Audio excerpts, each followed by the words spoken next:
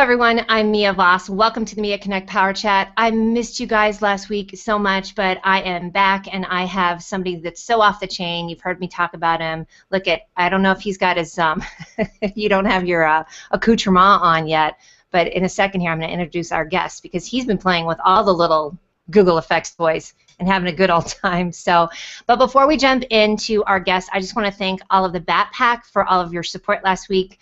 What I learned from my brand is that you guys know something pretty crazy had to happen in order for me to cancel on Ted Rubin, who is coming back next week. So I want to thank you guys for your support. You guys have reached out to me. My answer to what can I do for you is I say, whoever you pray to, Allah, Buddha, Jesus, Yoda, Archangel Michael, keep sending them over to my house. So I appreciate you guys and love you so much. So that was my housekeeping just for you, Backpack. So look at who I got today. Hold on. He's so pretty. Look at him. Bryan Kramer. He's here? Oh, it didn't go. You're right. It failed to go live. It didn't go live. It says live. Oh. All right, guys. If we're live, then yay. Hold on. Let's see. Let's see if it's over here, because it's Google, Bryan. I know, right? Oh, there we go. Oh, it is live. Yay, yay. Okay, you guys, you know, like, shit's going to break. Bryan, you also know that we're going to swear while we're on the show, right? Fuck yeah. That's my guy. Throws down the mic. That's all I need. So listen, Bryan Kramer, I first of all want to thank you because you came on a couple weeks ago when I had Ted and Joel on the show, and you know, couldn't get a word in edgewise. That's all right. I was the surprise guest, and I don't think I'm supposed to talk as much, right? Hold on. My girl Lynn Abate, darling, she's so good to me, which, by the way, I have to give her a shout-out. She's the reason why I know about you. Not that I wouldn't have figured it out, but she's the reason. She's like, you got to read this book. You got to do a human to human. So I read it at the time, and then I reread it again, and I stalked you a lot this week. So I know a lot more about you. But, yeah, you were more of a drive-by guest, but now that's why I called you and said, you got to get here. We got to get a full 45 minutes to an hour of you. So, yay! Well, so welcome to the show. Let's definitely give some love back to Lynn. She is awesome. I absolutely adore that lady, and yeah, I appreciate her getting me on as a surprise guest, and we love visiting her in Napa, and and yes, we love Lynn. We love Lynn. This is for Lynn. That's for Lynn. Oh, that is the best screenshot ever. And you know why I love Lynn? Because I think she embodies everything that you talk about with H2H, with human to human, and that's why it resonated with her so much. And she's living and breathing it. So yeah, I bet she's blushing over in Napa. Well, hey Lynn. Hey girl. All right. Well, listen, I'm gonna try and pull in some comments if you don't mind, because people are excited about you. In case you didn't know that. Yep. That's great. And Chef Dennis approves that you said the F word, and the F word is not Facebook. Because you right. That's the F word. Chef Dennis, I approve the F word when you use it on my food when it's not right. Exactly. The F word is right. I love it. Debi Davis, thanks for your flexibility. Ted Rubin, looking forward to seeing you next week. I know you've referenced Ted in your book and a lot of the message. I mean, I love that you guys all have this synergy. Your message has different elements to it, but it all runs together. You guys are all preaching from the same pulpit, I should say, right? Yeah, well, H2H and RonR go hand in hand. You got to have one with the other, and they really are, you know, cousins or brothers or brother and sister. Ted being the sister, and so you know, there's a lot of symbiotic relationship between how do you interact with people in a human-to-human relationship, and then once you've made that connection, then there is return on relationship, and that's when you start engaging. So you can see how one then starts to take on the other. And you can see why I have Bryan on my show, because he says the coolest stuff. No, it really does. I love that. I feel like, yeah, they're definitely neighbors living next door to each other in a community. One starts the other, and then it snowballs. And I've got a ton of examples out there for the audience after reading your book again this week, Bryan, and then also checking out your TED Talk, which I posted here. So you guys, let me know if you watched Bryan's TED Talk, because it was amazing as well. And you always tell great stories. Aw, thank you. Storytelling. Thank you. Storytelling is it. It's the best way to interact. You know, I was just watching these little Ignite talks at IBM Interconnect in Las Vegas 2 days ago, and I could just tell like the difference between the good. They're like little mini TED talks, and the difference between the speakers were the ones that were telling a story, like, and the ones that were just going through PowerPoint and going one screen at a time versus somebody who just actually told a personal story. I mean, you could just tell the audience stopped to listen. And then all of a sudden, when it went back to PowerPoint, the noise volume went back up, and people were just like, "Oh, okay," you know. And they might have been saying some brilliant stuff, but it's just the stories that really. And so, thank you for saying that, first of all. But second, I'm still working on it. And I love that. I mean, it's always interesting. I don't know if you were maybe standing at the back of the room and you can see that, but I've been to a lot of conferences, and I want to ask you about that IBM conference because I was stalking that too. I saw all kinds of fun pictures. You have fun wherever you go, which makes me like you more because that's my motto. We need to hang out. We need to. We're gonna. And audience, wait till you hear what we got cooked up for you. We'll bust it out on what we just planned at the end of the show. Sound good?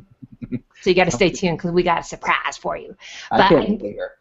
It's going to be good. But, you know, I agree with you. I've been to a lot of conferences, and it always surprises me, too, and you know it because you don't do so much public speaking, that people are not picking up on that. Like, you can physically just see the, like, the interest level go down, and I'm thinking, how can you not notice that people are sleeping mentally?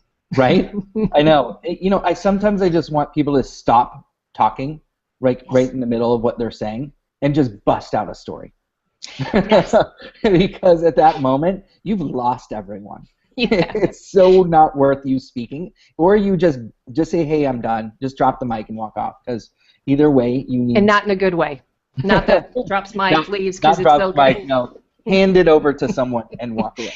Yeah, and hook yourself off the stage at this point because it's so bad. I was thinking about you this week when I was reading that because I saw Gabrielle Bernstein speak here in Denver a couple weeks ago, and I was just beat. It was on a Friday. I usually don't schedule things on Friday night because the shows kind of take it out of me, you know, when I do these. And then I thought, man, no, I better go. And the thing that I loved about her is that she told stories. She told recent stories too, right?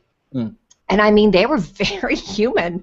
Yeah. You're definitely like, you know, she's this Kundalini yogi, and she's a spirit leader, and she's talking about these, you know, very flawed moments, and then I was fascinated by how much she kept us like feeling and how big she is, but how connected she kept us feeling with these, you know, very personal stories that said, you know, and then I kind of went down and then I came back up again, and it was really neat to see it. It made me think of that when you were talking about storytelling, listening, and all that. Yeah, I've heard so many people say I'm not good at speaking, and yet then you watch them tell a story, and then in a group setting, right. and if they were to close their eyes, step on stage, and tell the exact same story in the same manner, they'd be an awesome speaker. Right. I think when you sort of take.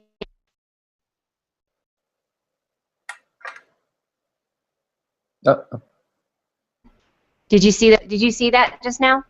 Yes. You know what? Forget you, Google. Google. I'm gonna talk to Bryan Kramer, and I don't care what you do. We are back. We are live. Google socks in here. We are. F you, Google. I'm still talking.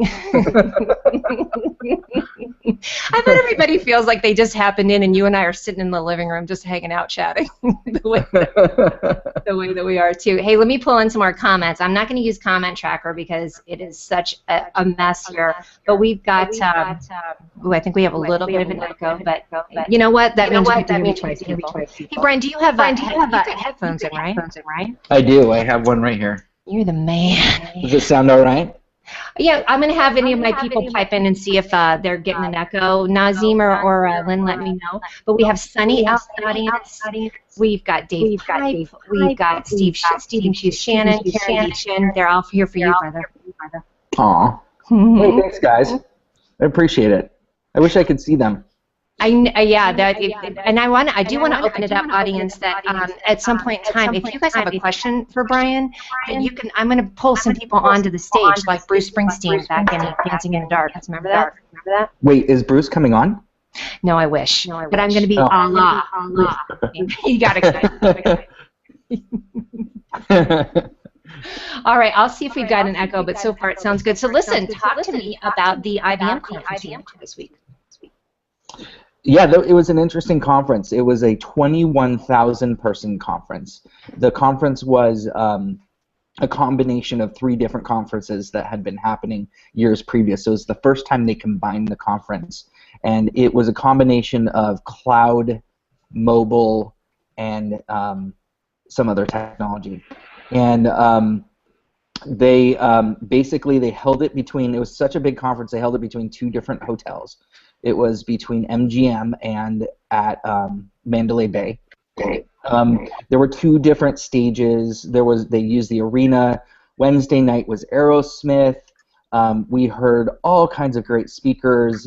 We watched the Shark Tank, the 3 of the 4 sharks from the Shark Tank on NBC. They actually did a live Shark Tank, so they had people present to them and figured out whether they wanted to fund them or not, which was funny because IBM ended up funding all 3. And yeah, it was really well done. I think one of my favorite parts of the whole thing was hearing more about their new IBM Verse. It's a new email system that takes email and it turns it into like something a little more functional than what we have today, because it's so traditional in the way. I hate email. I don't know about you. I don't do well with email. I do better with tweeting. And so well, it's certainly quicker. It's certainly quicker. Yeah, and I even say in my out-of-office messages when I'm out of the office, which is a lot, if you want to reach me faster, tweet me, and because I can, pay attention to that. So yeah, there was lots of good stuff happening at the conference. Am I holding? Yeah, because you know what, you guys? I'm going to jump out and come back. You're going to sit there and be pretty fine.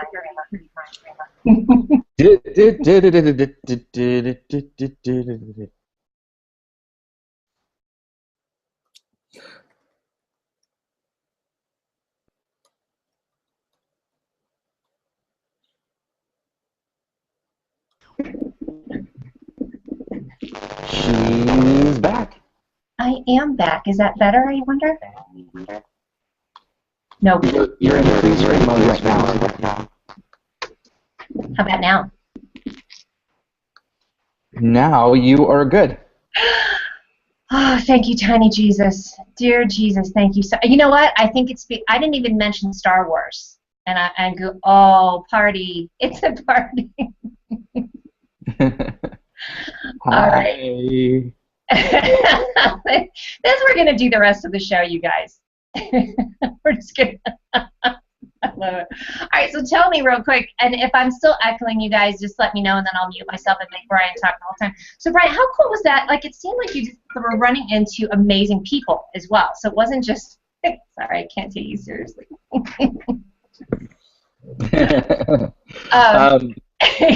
Do it again. Yeah, lots of amazing people. Jay Bear was there. Let's see, Brian Fonzo. Trying to think who. Brian Moran. Yeah, just a lot of. Britt McKillen, Marcia Collier. I'm getting lines fed from the side here, so I'm waiting for more names. But yeah, what's that? Megan Barrow. I love Megan. So yeah, a lot of good friends. We actually, so Purematter helped IBM, and we help IBM a lot to do an influencer network. So basically, we bring influencers on board to these events, and they help. They get interviewed, and they like to participate and be involved. And so we have a community of influencers that help to amplify, but in return, we also help them. So it's a really symbiotic relationship. When did you start that? We've been doing that for a couple years, and we do it with all kinds of companies for a lot of events, but it's really done also around an online community so that we can build relationships, which is what social media is all about. So we're building that through private groups, and we've got all kinds of different ways that people keep in touch with each other and blog about their stuff, and it's just a real kind of fun way to help out a brand and a brand to help out the influencers. Again, very symbiotic. Yeah, and I'm loving that too, and I think I'm echoing again, but you guys are just going to have to deal with it. We're going to have Bryan talk. They're saying they're static on your end too. Oh, really? Yeah, but I think they're just, I just think it's the Google gremlins that are trying to get to us too. So, what did you think about Shark Tank Live? Oh, it was awesome. They were exactly like they were on the show. It was interesting because this is a business setting, and so they were very entertaining. When you think about the show, I think a lot of it is Hollywood, and with them on stage, they were being very Hollywood in certain aspects rather than very kind of business. So that was interesting. It was just fun to watch, and my hat was off to the people that came on stage in front of 21,000 people to actually pitch. I just thought that was like, I don't know how I would do in front of the Sharks. They were hammering away at these guys with questions that were not anything I could have answered. It was so like, what are the margins, and where are you going to see the uplift of the CrossRatioVerditialContrucialVerdutial? And I'm like, what the hell are they talking about? The whole thing is really interesting to watch. You look like you're MaxheadRoom right now. Ooh. Ooh. I can't hear you. No, but your video is clear. How about now? Ooh, now I can hear you. Okay, yay. So at least a bit. If it's not something, it's another, and we're going to keep going. And I don't think it's from my new little mask, by the way. I want to thank Spa Heroes for this. It's my new favorite thing in the whole wide world is my new little, he's all masked out. But you're right about the Shark Tank, because it's so uncomfortable to watch on TV, let alone be in front of 21,000 people and really prove your business. Yes. Yeah, that's the hardest part, right? And you're doing it in front of three people that are coming at it from three different or four people that are coming at it from four different directions. Right, one guy's more known for clothing, and yet he's he's talking to them about technology. So I think they were very like out of their element. The Sharks were, and even at one point it was actually it was interesting because one of the guys had a really bad accent and nobody could understand him, and Barbara Corcoran said, accents are just really hard. You shouldn't ever have a pitch man with an accent. Well, we're at an international conference. That's kind of a bad thing to say. Like, really, you want to wipe out like a third or a half of the conference by saying you shouldn't ever pitch? Well, come to their country and pitch. Try that, Barbara. Yeah, see how that works for you. That's one of those moments I think that you talk about in your book too, of like things that people say that just get tweeted out and everybody gets offended. Yeah, and I think it did. I bet. I haven't seen anything on it. But I'm fascinated with, the term Schadenfreude? Say it slower. What was that? Schadenfreude? No, yeah. Yeah, where you're just fascinated with the misfortune of others a little bit. Like, yeah. I'm always and you told a couple stories like the FedEx. Can you talk about that one in your book about the FedEx delivery guy and then how FedEx handled that? Yeah. That like FedEx really. So that story I told a really long time ago, so I'll try to remember it. You picked the one story. Okay, I'll help you out. How did I tell that? Well, it was more that FedEx handled it well because what it was is that somebody got on their home video the FedEx guy throwing this big package over the wall. Yeah. So they videoed it and then they really screwed themselves, right?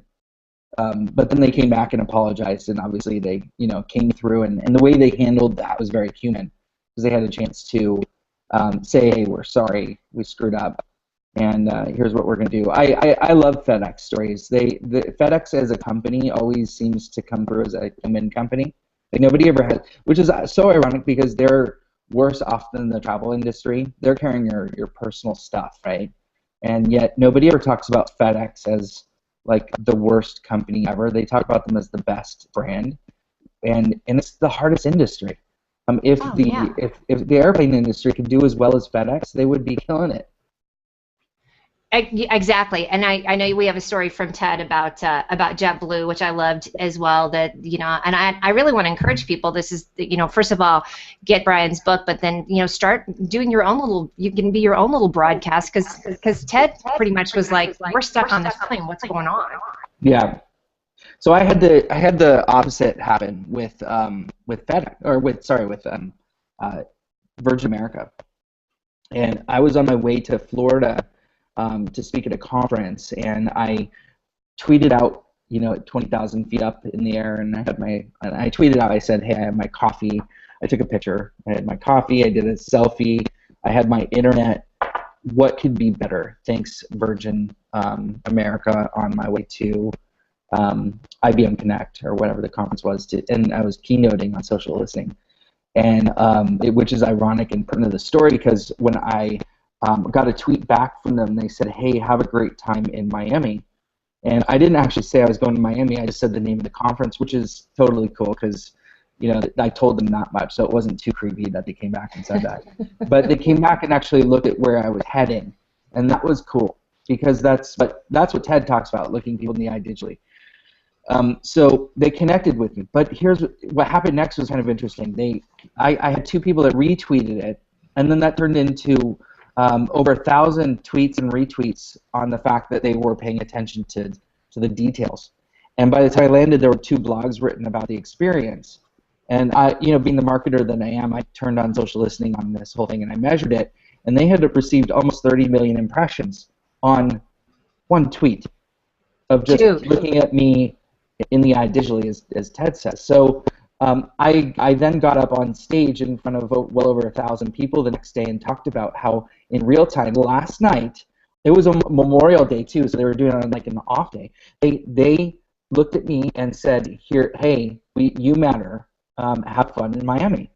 And they were doing active listening. I call it active listening. It's where you're looking beyond just listening and you're actually participating in the conversation, saying something personal. And here I am talking to over 1,000 people, telling them the story about Virgin too. So how much like free advertising did they get out of that one tweet? I think brands could do that. Every brand has access to that. They do, and I think the airlines actually are pretty good about it because Frontier is really great for me. A lot of times when I fly, I'll take a picture of the tail or the whatever the animal is when I'm going in and be like, me and the antelope, and they're always really good. I mean, by the time I land, they have gotten back to me, and then they always put the initials of whoever their social person is. Yeah. So you're right. That is social listening, and I know you've said before, yeah, people are leaving money and community and new people leaving it on the table when they don't respond, like the Ellen thing. Yeah. Yeah. Can you tell that story? So much for lunch. Yeah, the 90 days to Ellen. Yeah, 90 days to screw you, Ellen. To F you, Ellen. Maybe that'll be a new hashtag. Bryan and Mia say, F you, Ellen. Yeah, this time it only took 3 days to say, fuck you, Ellen. Tell us about that. So actually that was one of the most interesting things I think I've ever done on social, because my friend and I, DJ Waldow, and I live in the same town. We hadn't ever really met, though. We just met online. And we had a friend of ours that connected the two of us to living in the same town. We ended up getting together for dinner with our wives and having one bottle of wine, which turned into way more than that. And by the end of the dinner, it was like, how can we prove that social media builds, right? Yay wine. How can we prove that social media builds real world relationships? And we wanted to figure out a way that we could like really prove the theory. So we were trying to figure out somebody that we could have lunch with. We weren't trying to get on their show. We weren't trying to get like we decided we didn't want like the whole like how do we get on the late night show or anything like that. We just wanted to prove that it could connect people. And so we were picking like people like Matt Damon and other people that we could connect with, and And eventually we ended up with her because she was or seemed to be very connected on social and very warm. And we and responsive. Like that, when I was reading the story, I thought it was going to end a lot differently than it did. Yeah, we couldn't have been more wrong. Like, we picked the wrong person. We picked the wrong, like, had we, like, not had 3 bottles of wine and really, like, gotten on and looked at all of her tweets, she doesn't respond to one thing. Like, there's not one response to anything. So, but here's what we did learn out of that. One, we learned that you can still connect. We believe we still proved the theory because we connected with thousands of people online through that campaign. It turned into 120 million impressions across the board. We ended up having brands get involved, like Outback Steakhouse and Applebee's, and we had more brands climbing on board, and it was all to help Feed America. So the whole thing was we were gonna donate back to Feed America, and so we had we curated all this content. People were contributing content. We had videos sent in. I mean, yeah, I would have reached out to you to do a video if I'd known you back then, and it was awesome because people were actually turning in videos saying, "Here's why I think you should have lunch with Bryan and DJ," sent directly to her, and there was over 100 pieces of video content across the board that were curated from the community, that were built from the community. It was just awesome. So I mean, Forbes picked it up and Huffington Post picked it up. It was crazy, and she didn't respond. That's the end. Well, and you talk about the wrecking ball, like that's the biggest wrecking ball I've ever heard. That's right. It totally is. She had a wrecking ball right there. Or she fockered. Yeah. She totally fockered it. She fockered it up. She fockered my campaign. Well, and I think that's what people should do too in social listening is see what other opportunities are being left, like the other companies, the Outback that came in and said, well, forget you. If she's not going to respond, then I'm going to jump into it. And I love it with the Feed America because you ended up raising money, right? Yeah, we raised money. It wasn't a lot, but it was a good. It was money we wouldn't have otherwise raised. We had the Culinary Institute, the International Culinary Institute, climbed on board, and they hosted some online events. It was such a great, we had people that were more invested, telling us they were more invested in this campaign than they were in their own jobs. People would just wake up going, okay, how can we make Ellen, listen or reply, and what kind of content can we do to do that? And so if you actually go to 90 Days Ellen, 90 Days Ellen, the site's still up and all the content's still there. We kept it up because we were just people still ask us about it, and it's still one of those things. And we've even thought maybe we'll do a campaign now that there's Craig Ferguson or one of those other guys, and then we'll get on there and we'll show them the site 90 Days to Ellen and how she missed out. When I say, yeah, you're last, Right? You're like that scene from Pretty Woman. You work on commission, right? Yeah. Big. Right. That's what you work on hashtags, which it's fascinating too that her people didn't do any homework on it because especially you get people that do that and then they're just boring as hell and real dud. They just did it to get attention. But you would have been hilarious on there. That would have been yeah. Oh man, and if you know DJ, that dude is hilarious. So I was looking forward to it, but that's all right. We're gonna get on another show one day when I have enough time. Speaking of which, have lunch. I love what you wrote on your. This is how funny you are, because you've got your business sense. Purematter is just kicking it hardcore. But then you write things like drunk people, children, and leggings always tell the truth on your Facebook. So here's the ironic part. I saw something similar to that in the Vegas airport yesterday on somebody's T-shirt, and the lady was wearing leggings, and I just thought that was ironic. But it's kind of funny because I get bored, and I just have to say things, and I just random, and so I see Facebook as my random fun toy box, and I just like to play on Facebook. I don't really see it as a business tool too much. So you'll see a lot of shit like that. I'm just very random. Just put it on randomize. That's all we need to do. Just keep hitting that button. I did. I loved it when you were on the show, and then I kept looking over at you, and you just had a different face every time on the last show too. But I think that's really smart, Bryan, because then yeah, you've got this persona, and talk a little bit about. I mean, if you encourage people to that, of it not being, it doesn't have to be the same message on everything, and then people get to pop over to your page and see that kind of funny, goofy, spaz out side to you. Yeah. So I mean, you're the same way. It's just life is. It's so much better when it's more fun, and I really think that at the end of the day, people just want to be entertained. I don't think they want to hear about our problems, and I mean, it's okay to talk about them, but not every day. I think that it's okay to talk about our real issues, but not every day. I think it's okay to talk about business, but not every day. But I think that you can be entertaining every day. That's the one consistent that people are okay with, and that's what they enjoy. And if you want to build a community of people, be fun and be entertaining. That's it. I mean, we're all. I mean, you don't have to put on a show or be fake. Just say what you would normally say to somebody, and if they laughed at it, go put it on Facebook. Are you somebody that just loves when you get somebody to laugh? What's that? Do you love it when you get somebody to laugh? Like when if you're just. Isn't it awesome? It is. But it always happens when I'm not trying. I'm always like, fuck, I didn't even mean that. But it still came out fun.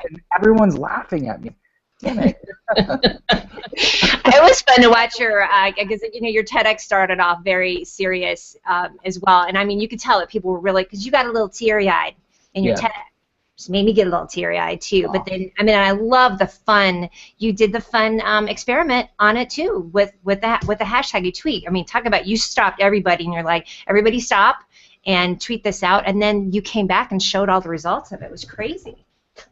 Yeah, that was fun. The whole thing was built around that experiment to make sure that everybody understood what sharing can do. And it was great because that was the first time that TED ever allowed mobile phones in the audience ever. And we went straight up to the top to the president. They almost didn't allow it, and they finally let it come back because they thought that it would help to prove the point. As long as we were able to let people take out the phones and then put them away as soon as I was done with it. So it was a very political thing that went on around that, which I wasn't able to talk about obviously on stage. But it was also really fun because it proved to everybody that one room had the power to trend globally. And the things that came back, the tweets on why people, the question I posed was why can sharing reimagine your future? And I think you heard at the tail end some of the tweets, but that was nothing compared to the thousands of tweets that came in on people that were just saying what their family was going through to stop world hunger, or funny stuff too that I just couldn't say on the TED stage. But there was all kinds of stuff that came in, and it just I had no idea how it was going to turn out. I honestly thought, man, this thing could just like bomb. Like I could be on the TED stage and no one tweets, and I'm like, make up numbers, please. You're worried about this? Yeah. Like that one guy. Remember that one guy that did the tweet? It'd be like, when they opened up Capone's vault or whatever, and there was like nothing in it. You're like, that would have been me. Yeah. You know what I love though? I think one of the reasons why it succeeded is because you gave the people the platform. They want to be included. You talk a lot about that. The people just want to be included.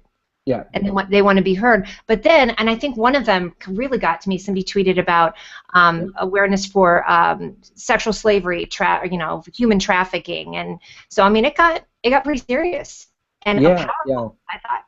Yeah, that still gives me goosebumps. That tweet. And, that one definitely got to me too. Okay, so if you're just tuning in and have gotten through the echo, the crackle, the F-bombs, you are watching the Mia Connect Power Chat. I'm your host, Mia Voss. This guy is Bryan Kramer. Oh, yeah. Facial hair, an eye patch, and a tiara. Because that's what happens every day in my world. I'm just saying. Do you like Instagram, by the way? Because I find for me, talking about fun, Instagram is the place where I have so much fun. I just did a little mini video of me wearing these dumbass green socks that made me look like Kermit the Frog working out. Oh, that's awesome. And I just had such a good time with it. I'm like, forget it, like this. I think because a lot of people get too serious about that. But I mean, yeah, you're like we're separated at birth of just having fun with stuff. Oh, by the way, I got my nails did for you with a party nail. Wow. This is just for you. And their mood changing. Because if you've seen them gone from white to blue, I just like to confuse people. So what's your mood right now? What does blue mean? Jacked up. Jacked up and happy. All right, so I'm gonna segue because I just want to say this word and crack myself up. So you talk about the 4 rules of social context, right? Yep. So talk to me about tits. Think it through. Seriously. Seriously. Really, really, really, really think it through. That's been something that we've been saying at our agency for a number of years now. Actually, Courtney Courtney's been talking about that. I stole that, or I think I mentioned in the book that's from her. Yes. But yeah, that's one of the things that, like, that's a life skill.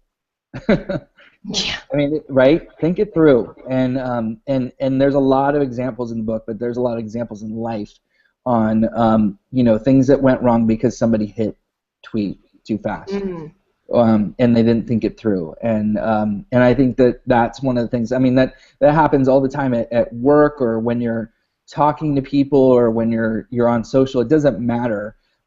Before you go to say or do something, make sure there's strategy behind it. So it's one of those things. But there's also times when you just have to be random, like on Facebook. I will not think it through.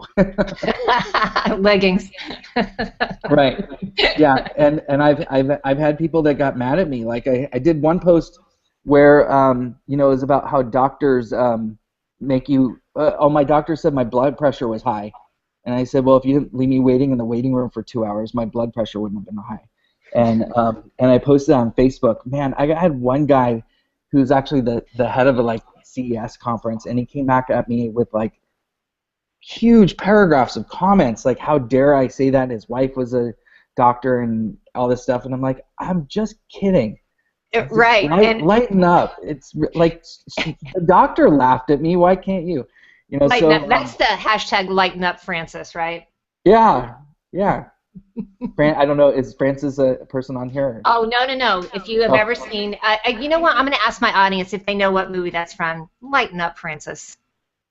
I'm going to see if anybody gets that reference, and then I'll tell you. It's a good old Bill Murray movie. So, but yeah, lighten the F up, people, right? Yeah, right. But I think it's interesting to see, and I think I know you embrace this as well, is that you're still going to be the way that you are. Because my credo more is then don't follow me. Right, exactly. Get that offended if you don't like my tiara or my, whatever, my crazy party nail. Don't. I'll tell you how to make it easy for yourself. Yeah. Stop watching. There's this button called off. Yes. And by the way, I'm gonna take a selfie because I got my new selfie stick. By the way, look at this bad mofo. And I'm gonna highlight you. It's not as cool as Ellen when she ignored you and didn't do that. But check it out. So you got a smile. Yeah, it's nice and blurry too. I love it. Blur me. I want you to make a confession to me. Have you ever taken a Belfie? What is it? I don't know what a Belfie is. This is crazy. What am I missing? I think it's because you're over 35 and not a teenager. It's a butt selfie. Ah. I just learned that the other day. A Belfie. Look, he's gonna write it down. No, I'm gonna do it. Oh. Wait, let's see. But you might want to save that for the What's on the Bottom segment, but we'll come to that too. Hey, he's doing it, you guys. That is actually happening. This is H to B. That's H to B right there. Oh, the snort just came out of that one. You know it's good when somebody gets in the butt. In the butt pop. Maybe that's not appropriate for this show. Did I finally get it? I love it when people occasionally ask me, they're like, is that okay? And I'm like, have you met me? Have you actually even watched any of my shows? Let me see if we've got any. Bill Reed, my brother, if you don't like it, STFU and go away. I love that one. He just said, my girl Dawn Swick, my twinsy, she's born the same day as me and exactly my same age. She agrees 100%. If you don't like me, then unfollow and leave me alone. There's plenty out there you can find. Do your homework to find people that you want to follow. Totally. And there's 1.5 billion tweets every day coming from many people. Yeah, right? Okay, and I just want to thank my audience. Everybody says Stripes. Bill Reed got it. Dave Pop got it. Right. Sherilyn got it, too. He's like, if any of you touch me, I'll kill you. He's like, lighten up, Francis. And yes, Bill Reed, I did say tits, but that was in reference to something that, and I love that. I think that's so smart what you're referring to, of like think it through, but not too much. I think if you're really authentic, then you can come across and nobody's surprised. So you always be consistent, right? Totally. Yeah. I mean, what brands are you in love with because you'll forgive them for being Fockers, Gaylord Fockers? Like, what is a brand that, like, if they screwed up, you would still love them anyway? Oh, golly. Dang it. You know what? I'm going to put that out in the audience because now you're throwing me. I threw you, and I actually Southwest and Frontier, because they gosh, I lost something. I flew into LA.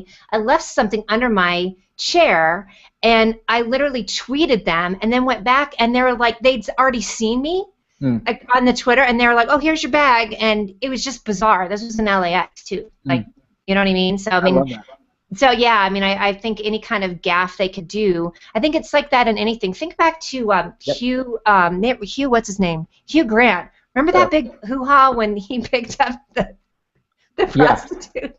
Yeah. His and private he just in the car. Right, Yeah. and he just went right on, on Jay Leno and was like, "Yep," and I think that's what made people go, That's "Wow." Right. So that's what everyone need. That's what brands need to strive to. They need to work on being forgiven and being let go. So most brands don't get to that point. Most brands, you want to argue with them because they just screwed up. But if you ever hit a brand like I do, like with Virgin America, where I'm like, wait, that's not the drink I ordered. I still love Virgin. I still love them for the airline they almost are. Right. So there's so many brands out there that do such a good job of being forgiven. FedEx is another great one. Agreed. So many of them out there. Lynn, Nazim says Apple. He would forgive them. So, and Lynn says Purematter. She would forgive you guys. I love Lynn. There you got, exactly. Listen, it's the Lynn show. We love him. Google's a brand. Bill Reed says so, and I think it's there it is again. And we could do the little heart for her too, which I love. I think it's any of these brands that, and you're right, FedEx, anything with airlines, you're dealing with people's lives, with their schedules, with their families, with time. Right. It's pretty precarious. I've also liked, what other brands do you love that have made an unsexy product sexy on social media? Because I know Southwest is one that people love their Pinterest boards. Yeah. Okay. So I think one person I met up in Canada, his name is Chris McCoy, and he and I followed each other on social, and then I was up in Canada. I was speaking in I can't remember where. So I was flying in, and he reached out and said, "Hey, do you mind if we have drinks and dinner?" And I was like, you know what, this could be fun. So we sat down, and he started telling me about his business. And if you go up onto my Facebook page, you'll see a demonstration of what he does. He has taken yo-yos and made them really popular in the yo-yo world. And I mean in the professional yo-yo world. So this guy is selling $90 and $100 yo-yos. And there's a professional yo-yo world? Yeah, I didn't even know that. And right. And his yo-yos are in tournaments all over the world, and they're such great quality designed yo-yos that they're winning all these tournaments. And get this, he's making 100% of his revenue off social media. He hardly pays for advertising. It is 100% based on community. And he sells, I think it's like 900,000 yo-yos a year. Wow. Do you not love those kind of stories too? Do you just sit there and like, that's the coolest thing? Yeah, I know. He gave me a yo-yo, and I wanted to just sit there and yo-yo. He's probably tweeting you and saying thank you. I can't have that. I love that. Yeah, especially with something. You're right. That's just really odd and you know, would get people's lunch money stolen when you talk about professional yo-yos. I have a couple more brands I want to shout out to. Debi Davis, my girl here in Denver. Blue Apron. We're kind of crazy about Blue Apron. I don't know. Are you familiar with them? No, tell me about them. A big box of food at your house every week. Bam. Chris Voss. Do you know who he is? Yeah, I know Chris. So Chris did this video because I'd said something about Blue Apron. Well, it's this. I mean, you get this wonderful box of food, everything you need to make 3 pretty complicated meals. I'll have to post the link because he's like, I tried it, Mia Voss, and then he goes on and just F-bombs about how it's so much work. I don't want to fucking chop. You know, it was hilarious. But we love it. Debbie loves it. She said they blew it once. The response, however, was perfect, and her love for them grew. They actually reached out to me, sent me a free box of food, and had me do a video, and a bunch of other people, and then put us all into this compilation video. I mean, talk about engaging your audience. Cool. Yeah, totally. Yeah, I mean, like, so they love that. Let's see what else we've got. Stephen Q says, Kindle department on Amazon rocks. Somebody else just bought your book. That would be Tom just bought it. Dawn says she tweeted her hospital. She was at the hospital. Hope my girl feels better. And, you know, let them know. Like, you know, so I would encourage everybody out there to do that. Would you agree? I annoy the fuck out of my wife because I tweet at every single store, at every single brand, in every single place. I tweet something. It's a sick and twisted disease that I have because I tweet. I think the back of my head hurts in these new places. It's these Twitter muscles. And I tweet all over the place because I want to see which brands are paying attention and who's listening, and being in the role that I'm in, I want to see, like, what's a new example of some way that somebody's answering somebody that's cool. Like, look at Twitter. They can now answer with video. Yes. Have you done that yet? I have not done that yet. Sunny actually said something. She's out in our audience last week because I was talking about the Instagram, and she said, "Yeah, because you have more time, right? Is it a longer time 30 frame?" seconds. Ooh, times 2 from you, Instagram. Right? Listen, I've been following you, but I need to go see that. I love how you annoy your wife, though. She's like, "Stop it." Yeah, I'll tweet. My wife is about to spend way too much money in your store. What do you have to say about that? Yeah, go over. I don't say anything. I'm like, really? You don't want to, like, the chair is in the corner, or I mean, I had that one time where they, like, came up and gave me a vodka tonic, and I'm like, how much money do you want? Yeah, right. I will give you as much money as you. And I tweeted it. There I go again. I'm tweeting my vodka tonic, and I'm like, I love this store, right? So I just think there's, like, ways that you can engage the online fun, especially the husbands. Like, put a beer tap in the back. You know, I don't know. Yeah, no, I mean, this is why I feel like we're such kindred spirits, too, because I'm the same way. I mean, it's just so much fun to talk about stuff you love. Like, my unofficial tagline, everybody knows it, it's out in the audience, is talking to people doing cool shit. Like, it's so much fun, because then you can share it and be like, look how cool this is, right? Yeah, right. It makes you so excited. Let me see if there's anybody else that's Twitter neck. Everybody's loving tech neck. All right, guys, so we're coming up at 48 past the hour. I feel like we actually should have more time because we just got so C-blocked by Google in the beginning. But listen, I'm going to segue for you. I don't know if you know this part. You've already sort of gotten into it. But, hey, Bryan Kramer, what's on the bottom? You want to show me what's on the bottom? You want to stand up and give us a little view? Yeah, that's right. Bust it out. That is what's on the bottom over. Oh, yeah, there we go. Oh, look at all the wine bottles in the background, you guys. Woo! All right, let me show you my what's on the bottom. Are you ready for it? Because it's sad. But this is what's on the bottom. I just got my toes done. Do you see this toe? I can sort of see it. Okay, that is Mia versus the vacuum cleaner. Mia lost. Mia 0, vacuum cleaner 1. But I got my little toes done. Greg, thank you for that. I have red toes and hands that don't match, and I don't care, right? Loving it. Why not, right?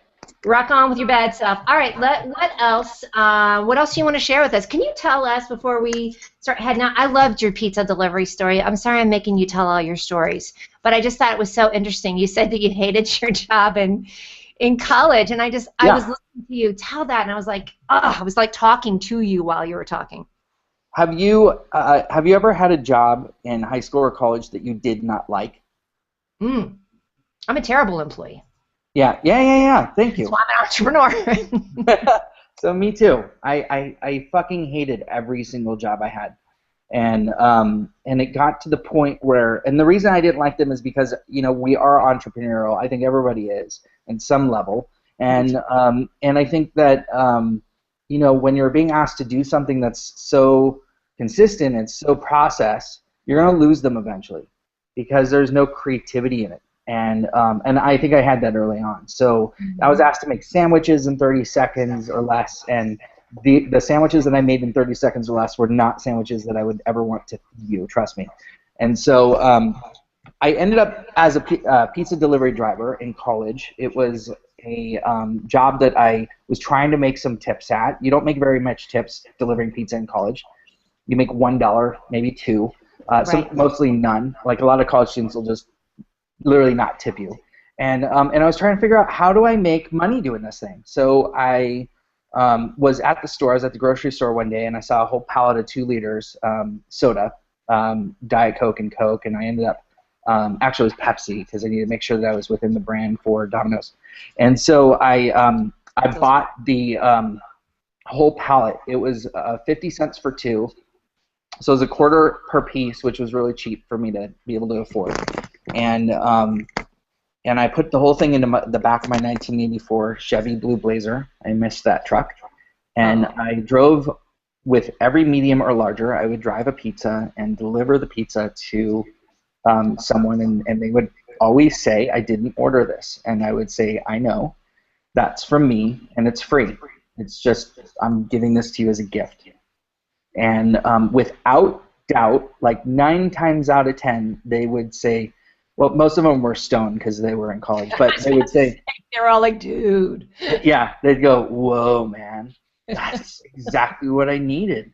And they would typically pull out like a $5 bill or a $10 bill and hand it to me. And at the end of the night, I was making between $300 and $400 a night. And 5 nights a week as a college student delivering pizzas, just because I was giving something away for free. Yeah. And finding out that people really did have the money, they just wanted to spend it on the value, and that's what I learned there. But unfortunately, a month and a half later, my longest job ever now, I got called into the office and they said, we want you to stop doing that. And I was like, are you kidding me? This is you guys need to take this on. You got to do this as a promotion. Right. And they said, no, we're getting calls that we're not getting it from the other drivers, and you have to quit because that's that. And I handed them my flag, my car flag. Like an office space when she quits the restaurant job. It's just like, yeah. I'm out. And drops the mic. But you know what? That's the wrecking ball thing you're talking about. Like, what an opportunity they would have had. But I actually thought that when I was hearing you tell that story, I was wondering, how did the company react to that? Because if they didn't look at it the right way, you were just making other people look bad because they didn't want to step up. Right. That's right. Yeah, it wasn't a corporate deemed promotion that they can hand out, and I wonder how many of those go by and happen all the time at big companies, and the good ideas get left behind. It's funny because I was giving a keynote in Vegas 2 years ago, and I told that story, and I came off stage, and the head of social media and marketing for Domino's was standing there and heard the whole story, and he said to me, "You're the one," and I said, "I'm the one what?" And he goes, "We heard about that promotion, and it ended up becoming a promotion across the country," and I'm like, I made 0 commission off of that. Okay, where's my royalties, bitches? My money? Great, where's my royalty check? I know, right? Wow, seriously though, I mean, talk about, yeah, a little disappointed, but what an interesting, like, it's just like years later, they're like, you're that guy. Yeah, right. Yeah, I was like, come on. And of course, I'm like, great, that's great news. Where's my commission? Yeah, bitches. I'd add that to the end of it too. Like, listen. So, all right, brother man. Well, listen, we're gonna head out of here soon. Let's talk about what you're up to next. You are all over the place, dude. Where are you off to next after this? And then we'll reveal our surprise. Let's do it. Tomorrow morning I leave for Barcelona. I'm going to be at Mobile World Congress, and I'll be there until next Saturday. And then I come back, and I'll be at South by Southwest. Jealous. And that'll be you're not going? No, because I'm preparing for my little trip. So yeah. I was going to. I know Peg Fitzpatrick's going to be there. Everybody's like, you going to South by Southwest? You going to social media marketing world? I'm like, no, because I'm going to Italy. Right? That'd be fun. And I will be in Italy as well. We should hook up. There's our surprise. So Nazim and Pio, just so you know, it's going to be tweeted everywhere if we hang out with Bryan, because I think we might be in Venice at the same time. Holla. So get ready to I'll be ready to have tweet neck. Wait. Just for you. That's my birthday cake. So we'll be selling. I think I'm just going to be drinking my entire way through Italy, Bryan.